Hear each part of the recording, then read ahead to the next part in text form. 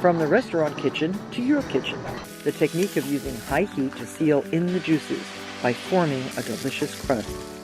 On today's menu, a classic strip steak served with an impressive mustard cream pan sauce.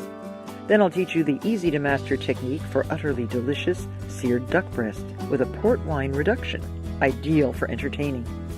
Plus, how to sear a salmon fillet with the crispiest skin, and the trick to perfectly browned scallops.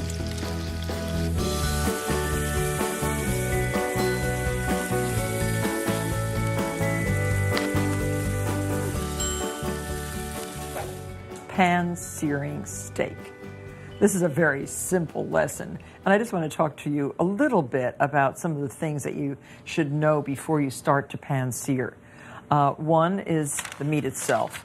Choose meat from the middle loin, and this is a beautiful, beautiful steak. It's called a strip steak. It has no bone, has a little bit of fat right here on both these pieces. I'm just going to leave it. It's a nice thing to throw to the dogs after the meal.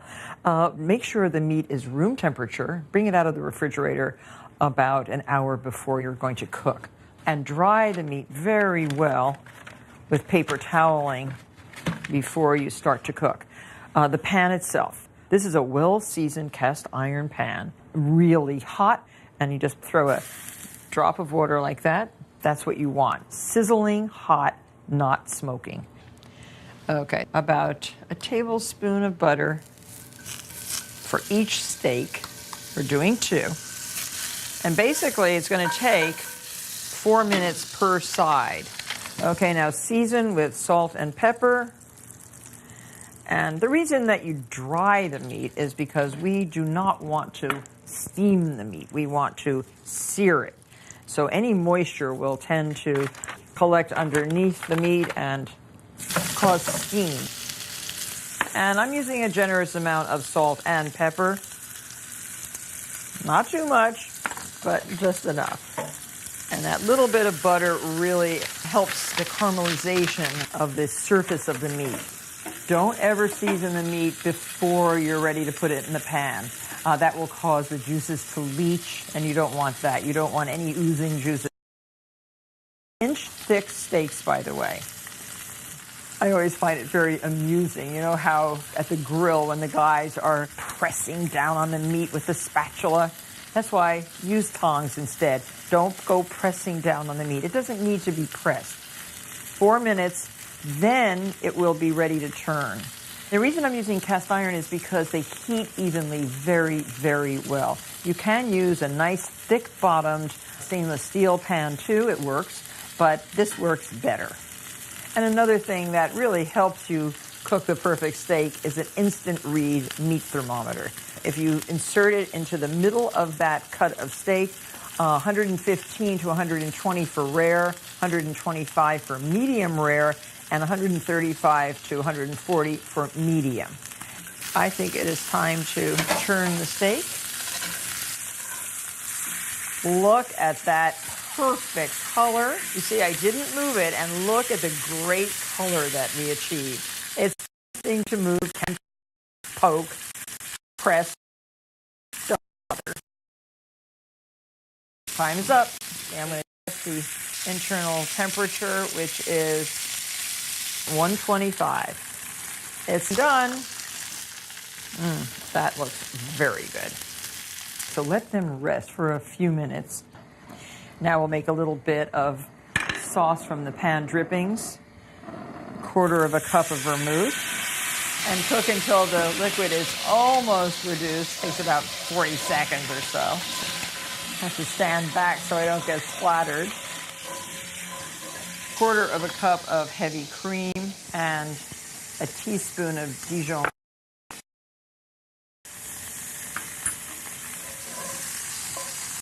Add your heavy cream. Oh, does that smell really good? The sauce looks very good. The steaks have rested. You can a baked potato, sauteed spinach, broccoli rabe. I love steak with some green vegetables. And I have some fresh asparagus right from the garden to serve with these. So you have a dinner in approximately 10 minutes. I think I could sit down and eat that right now. And now just a little bit of this delectable sauce. And I'm just going to put it off to the side here like that. And here you have a gorgeous steak dinner. Your family's going to the very best steak restaurant. Now, I bet you'd like to see the inside of the steak. Well, I'll just take a slice right here. Now, that looks like a perfect medium rare. And that's what I want. I can't wait. I have to give it a try. Just a little bit of that Dijon mustard sauce. Perfectly cooked, tender, juicy, and very delicious. Pan-seared steak.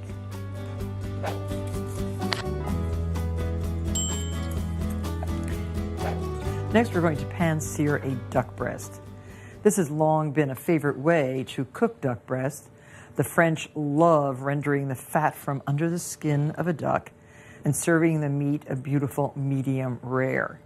There's a little bit of preparation before you actually get that duck pan. I'll show you how, and the ingredients very simple. This is a Muscovy duck breast, a shallow pan, a lot of coarse salt, either a very, very sharp knife for scoring the skin, but better yet, this amazing tool, which is called a jacquard. It's a series of very sharp blades that pierce the skin of the duck. A saute pan and heavy-bottomed stainless steel is perfect, and a pair of tongs. That's all it takes to sear a duck breast. A Muscovy duck breast like this weighs about a pound, and that should be enough beautiful meat to serve 2 people. It's well trimmed, the skin is tucked under this side, and it's time to either score the skin or use the jacquard tool. And I'm going to use the jacquard tool on this particular duck breast. Now watch what happens. You just put it here and you go through the skin. You can see a series of little holes in the skin. All these little holes will help release the fat that is under the skin. Most of this fat is right under the skin and not in the meat itself. And that's why if we get rid of the fat by pan-searing, we will have accomplished the task, a crispy skin, very little fat, and very nice lean meat, which is very good for you. So there we have our jacquarded skin. I love the name, jacquard. And now put a layer of salt right on a sheet like this, and put the duck breast skin side down in the salt. It should stay like this for approximately an hour. No longer. You don't want the salt to permeate the meat. What it's really doing is getting into the skin. You're going to have a very nice, flavorful, crispy skin if you do this step and a couple others along the way. Now here's one that's already in the salt. You can see how it is completely salt encrusted. And this is what it would look like if you used a sharp knife and scored the skin through the fat. But I find that by using the jacquard tool, you get a more beautiful presentation and one beautiful piece of crispy skin. Now, don't heat your pan. You remember, we really did preheat the cast iron skillet for the steak. But for duck breast, because of all that fat that we're trying to render out of the skin, we start in a cold pan. So the duck has been resting in the salt for 1 hour. Take a stiff brush and brush off the excess salt from the skin and proceed with another step, which is a 25-minute step. And that is to put the duck on a bed of ice covered with plastic. Put the duck breast skin side down. What we want to do is chill the fat and the skin side of the duck. And put some pie weights right on top of the meat and let that sit for 25 minutes before you put the duck breast in the pan. So you have to have about an hour and a half to 2 hours of preparation before you start cooking the duck. So just remember that when you're having a dinner party. Now, this particular duck breast has been weighted and been sitting on the bed of ice for 25 minutes. Remove the weights. Put the duck breast, oh, it's very rigid and cold, right in a cold pan. Sprinkle the meat side with just a little bit of black pepper. It's already been sitting in salt, so I'm not going to add any extra salt at this stage. And using your weights, put the weights back down on top of the meat. Now turn your flame to, kind of medium. You're going to render the fat slowly. It's going to take about 25 minutes to render the fat from under the skin of the duck and to crisp the skin. You want a beautiful golden brown skin. And the weights help the meat from shrinking and keep the meat nice and flat so it cooks evenly. As the fat accumulates, melts from under the skin, you can just, with this metal spoon it off into a receptacle. You'll want to save that duck fat. It is wonderful for browning sliced. It's wonderful for sauteing garlic and onions. And duck fat is unlike beef fat. It is more like olive oil, monosaturated fat, than it is like beef or pork fat. And in fact, Muscovy ducks have less fat and less calories per pound than turkey. Isn't that an interesting fact? Oh, you can see I'm already getting a couple tablespoons of fat here. You know, when you cook a turkey, how much fat there is in the bottom of the pan. Very interesting. Now, you remember I told you not to press down your steak with a spatula. Actually, this is a different story. You can and should press the meat down with a spatula or weigh it down to force contact with the pan surface. So here we have a little bit more accumulating. Preheat your oven, by the way, when you start pan searing to 350 degrees because the duck breast actually finishes cooking in the oven. So it's been 25 minutes. Let's turn the meat. Oh my gosh, look at that gorgeous color. And keep the weight on the duck because, again, it's cooking nice and evenly. Here's one that was scored. When this is cut on an angle, you'll get probably 13, 14 very nice slices from this duck. This is ready to go in the oven. And I'm just waiting for this one. So this one is just about right. And I'm going to put this one back in the pan also. And now this goes into the oven, 350 degrees, skin side up. And we want the meat to register 165 degrees on an instant read meat thermometer. It's been 8 minutes. The duck breasts are done. These can rest on the board for 2 minutes. They will continue to cook while they sit on the board for about 5 to 7 minutes before you start to carve them. But they are beautiful. Most of the fat has been rendered out from right under the skin, and they look perfect, as good as any restaurant. Now, pour off any fat. I'm going to start our sauce. 2 tablespoons of shallot go right into the pan. There's just a tiny bit of fat in the pan, which will help cook these shallots until they're transparent. And we're going to use port wine, 3/4.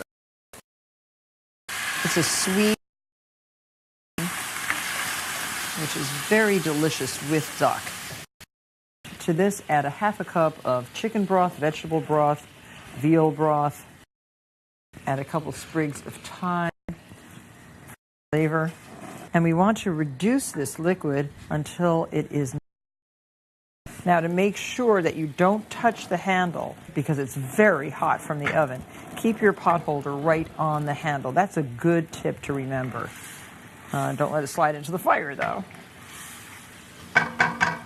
And now whisk in your butter. This little added touch makes the sauce silky, smooth, and do this off heat, by the way. Very nice. And now carve your duck. And you want to carve on an angle. And it's good to use a board with a moat around it like this to catch the juices. Very nicely cooked. Try to make the slices uniform. This looks like medium rare duck breast. And it is juicy, as you can see.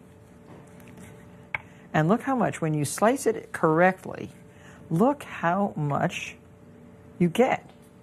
This is quite a lot of meat. So the two ends, they're for me. And let's see how this one looks. This looks very perfect too. Yes, very nicely done.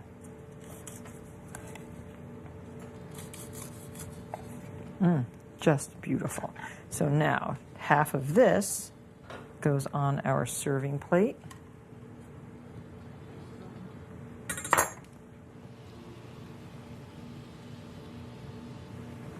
And now, how would you like some shoestring fries?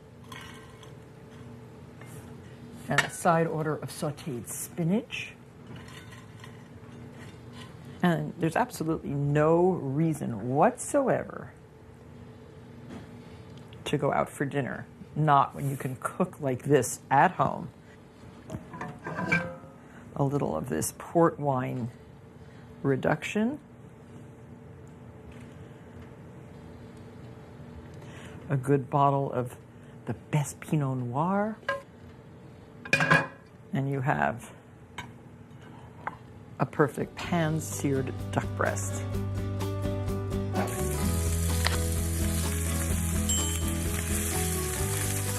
There are many scallop species, but in general, scallops are classified into two broad groups, bay scallops and sea scallops.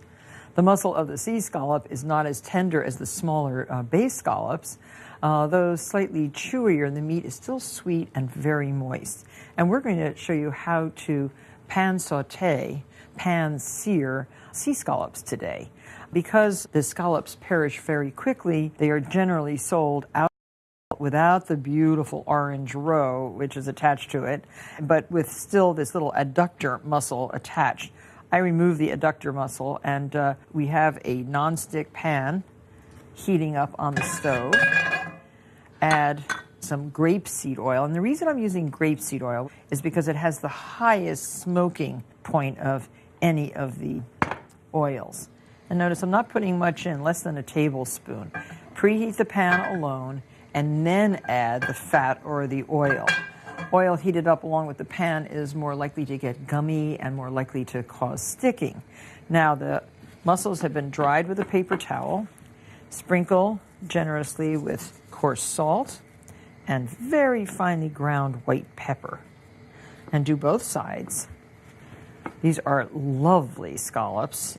And always try to plan your menu so that you're in season and not trying to find ingredients that are out of season.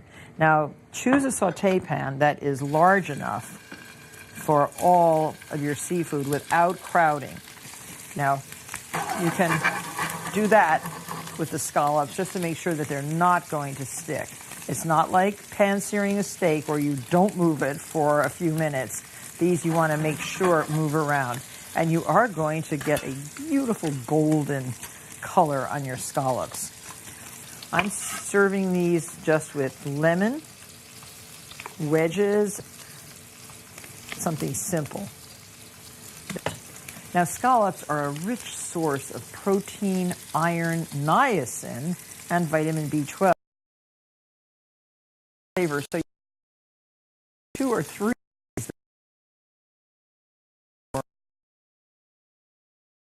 for a dinner course. Don't turn too soon or the scallops may tear.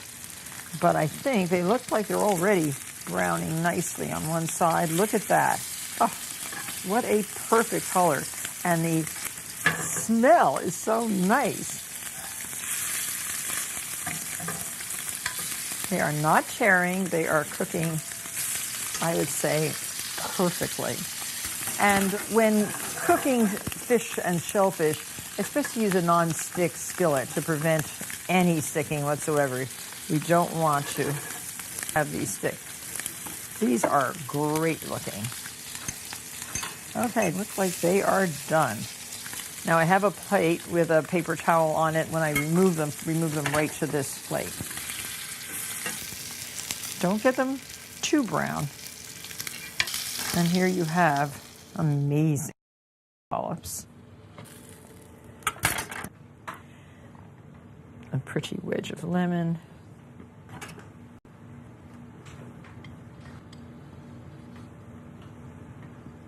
They look so good. And I'm putting a little coarse pink Hawaiian salt on top. All of about 6 minutes to do. No reason not to have scallops for dinner.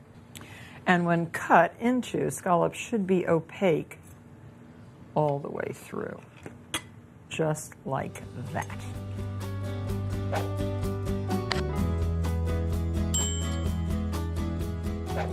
A beautiful salmon like this deserves really nice treatment in the pan. I love to cook salmon with the skin on. This skin will get crispy and delicious. Always salt it generously before putting in the pan. Oh, and make sure you dry it also, important. And salt with coarse salt. Throughout these recipes, I'm using a kosher salt. And now 2 teaspoons of olive oil in a hot skillet. This is a non-stick, similar to the kind we use for the scallop.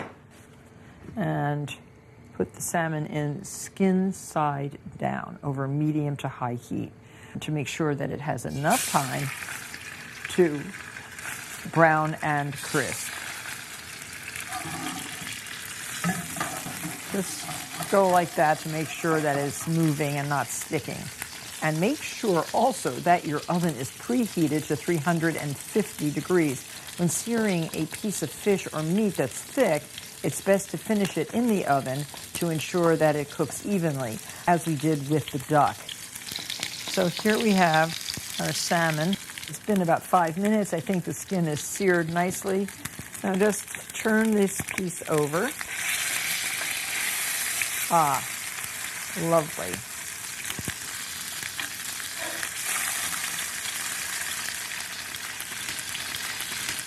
And so now transfer this directly to a 350-degree preheated oven.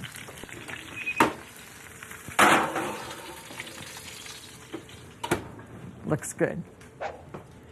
And now I think the fish is done. It's been cooking for 5 minutes. So easy. That's the beauty of pan searing. Now a trick to seeing if the fish is done is insert the knife into the center and feel if it's warm. It is warm. So this will be very nicely cooked salmon. Lift it carefully, place it on the plate. Now this should be served with risotto, with any number of things. It's really beautiful. Now, if you want to gussy it up a little bit, a compound butter, fresh, sweet butter with some fresh herbs in it, like tarragon or chervil, mild herbs, very, very nice with salmon. That can be placed right atop the fish, like that. And you have a very beautiful presentation and a very healthy dish. Pan-seared salmon, easy, delicious, nutritious, and fast. Well, now that you know the methods, the techniques, and the secrets to pan searing, I hope you'll try these delicious recipes at home. Thanks for joining me on this episode of Martha's Cooking School. For video clips, recipes, tips, and more,